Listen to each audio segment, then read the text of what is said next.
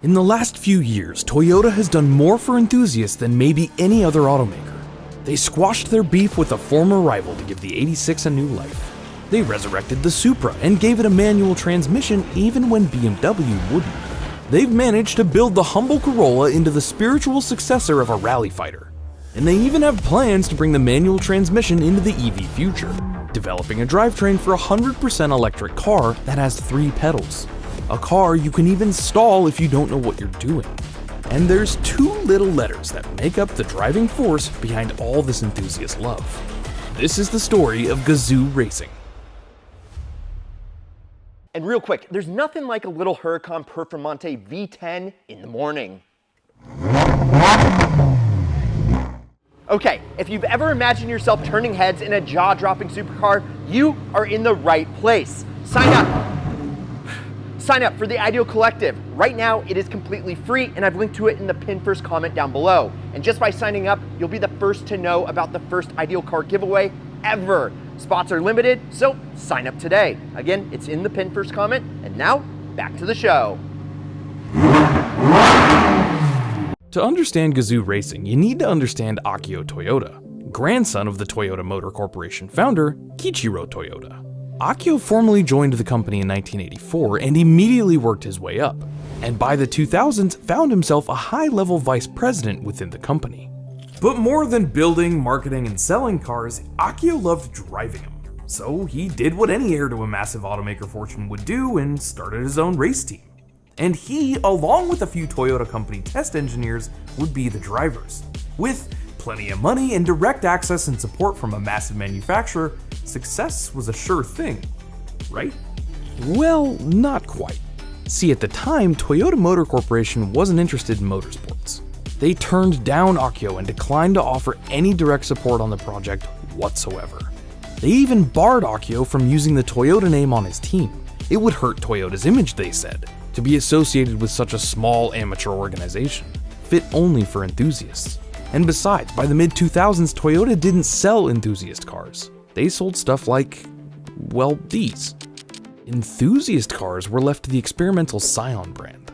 Not only would Toyota decline to offer support, he wouldn't even be allowed to race under his own name, to prevent anyone from thinking there was any association between the Toyota family and the Toyota car company. Undeterred, Akio carried on anyway. He wasn't going to let a bunch of stuffy executives tell him he couldn't go racing, but he did have to respect the wishes of the company. So much like Bruce Wayne and Batman, by day he'd be Akio, the mild-mannered Toyota Motor Corp executive, sitting in boardrooms, reading reports, and by all accounts acting the perfect businessman. But once he went trackside and donned his racing suit and helmet, he transformed into the man simply known as Morizo. And while Akio might have been roadblocked from starting his own racing team, nothing could stop Morizo. And instead of the Akio Toyoda-led Toyota Works team, Morizo would act as both team principal and driver for Gazoo Racing, a customer team named for a used car website Akio had worked on that pioneered, get this, posting images of the cars for sale. While Akio had dreamed of a full-on Toyota Works team, the company his grandfather founded had turned their back on him. And so to prove them and anyone who ever doubted him wrong, Morizo decided the first event Gazoo Racing would ever enter would be the 24 Hours of the Nürburgring, the most grueling and difficult amateur racing event in the world. The Ring, affectionately nicknamed the Green Hell. It's one of the most difficult racetracks on this planet, where even the most minor mistake can be deadly. Thankfully, Morizo had an incredible driving mentor turned teammate, Hiromu Naruse, aka Cap. Naruse would spend 47 years as a development driver for Toyota, and logged more laps at the Nürburgring than any other Japanese driver. Hiromu Naruse's driving philosophy was that the road builds cars and people, and a more punishing and challenging road will forge a better car, and ergo more resilient people. And the ring forges people tough as nails. Morizo and his team survived the 24, but only managed a lowly 87th place. Unlike other teams with direct factory support and brand new fully developed racing spec cars, Morizo had limited funding, and his team made do with some used Lexus sedans and a couple old BMWs. But Morizo knew he'd return, and next time, he'd be bringing real firepower. Because while Morizo was tearing it up at the track, Akio was crushing it at the office. So much so that in 2009, he was named president and CEO of the Toyota Motor Corporation.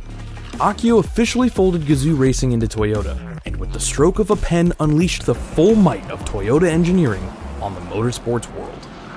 Toyota and Gazoo Racing had officially joined forces, and the newly formed Toyota Gazoo Racing took on just about every major racing event the world has to offer. In 2016, Toyota Gazoo Racing would enter the 24 Hours of Le Mans, and after years of coming in just short of the prize, they go on to win the race 5 years in a row with the Endurance TS hybrid race car. In 2017, Toyota made its return to the World Rally Championship thanks to Gazoo, and has since racked up 4 Drivers' Championships and 3 Manufacturers' titles, shredding tarmac, gravel, dirt, and snow with the WRC Yaris. Gazoo even took on the Dakar Rally, and just this year managed a 2nd consecutive win. And of course, Gazoo would return to the 24 Hours of Nürburgring year after year, where the LFA prototype would cut its teeth. Hiromu Naruse poured his soul into the LFA program, driving prototypes around the ring for 2 years, providing feedback to constantly improve Toyota's supercar. But tragically, on a summer morning in 2010, while driving an LFA prototype on the streets just outside of the Nürburgring racetrack Naruse had so loved, he lost his life in a car accident.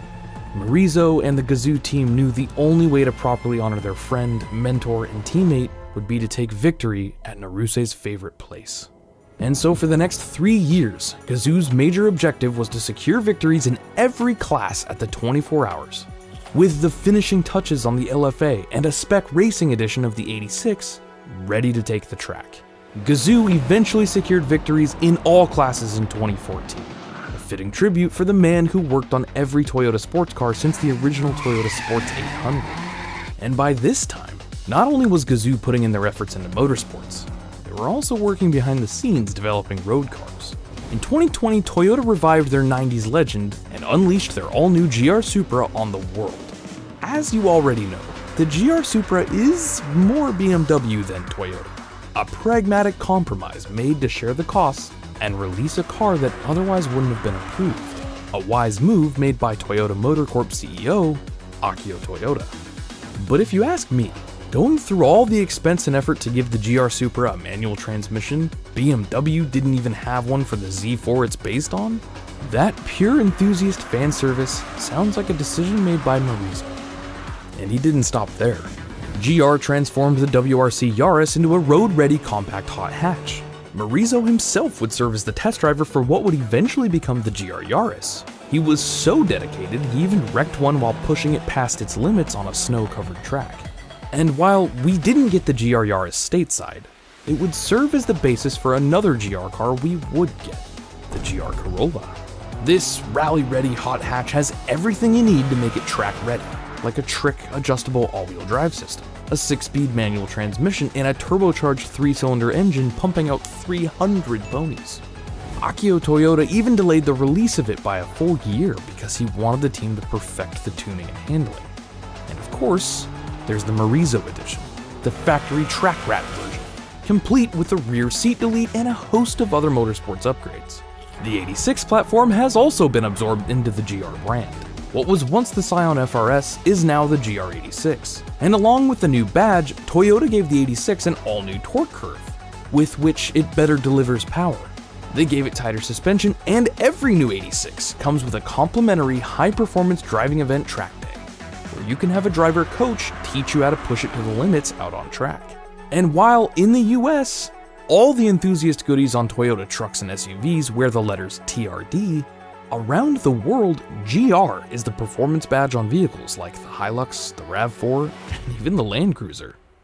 Since its start, Gazoo Racing has racked up dozens of titles and major wins, and it's changed the way us enthusiasts see Toyota as a brand. And even with Akio Toyoda stepping down as CEO this year, we can't wait to see what Gazoo does next. Just a few weeks ago, Morizo himself announced via Interpreter that GR was developing a 3-pedal electric sports car. One with a clutch, gears, engine noise that can even be stalled to give drivers the full experience. Morizo said it's everything you want in a sports car. The only thing missing is the smell of gasoline. Toyota followed up and confirmed that these manual transmission EVs would be available starting sometime in 2026. And while it has the potential to be a cheap gimmick, it also has the potential to make electric cars fun in more ways than just breakneck acceleration for us enthusiasts. And given GR's track record for success, we think it's something getting very excited over. If you enjoyed this video, please consider liking it and subscribing to our channel, where we have more ideal stories coming out every single week. And go check out some other videos we've done right over here. As always, I'm Trav, this is Ideal, and I'll see you all very soon.